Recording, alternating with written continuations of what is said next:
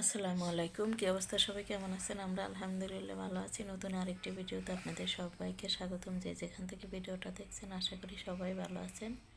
শুরুতেই বলি, যদি ভিডিওটা ভালো লাগে তাহলে একটা লাইক দিয়ে দেবেন, আর যদি বেশি ভালো লাগে তাহলে একটা সাবস্ক্রাইব করে দেবেন। আপনার একটা লাইক আমাকে সামনের দিকে আগাতে অনেক সাহায্য করবে। আর আমার যেহেতু 4টে বাচ্চা, আমি একদম আগাতে পারতেছি না, আমার একদম সাবস্ক্রাইবার কম। প্লিজ আপনারা যারা ভিডিওটা দেখবেন একটা সাবস্ক্রাইব করে দিবেন।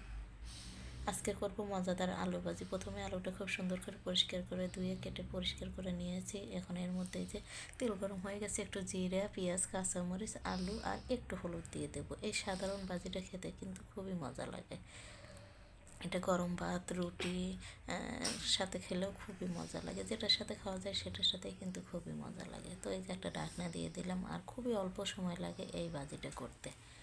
একদম এপাশ ওপাশ মুচমুচ করে কিন্তু ভেজে নিয়েছি। এখন এই যে একটা প্লেটে নিয়ে নেব। আর বাচ্চাদের তো একটু বেশি পছন্দ, বাচ্চারা যেহেতু আলু পছন্দ করে, ওদের যদি এই ভাজিটা করে দেয় এটা দিয়ে ওরা শুধু ভাত খেয়ে নেয়। তো ওদের জন্য আজকে বানিয়েছি এই ভাজিটা।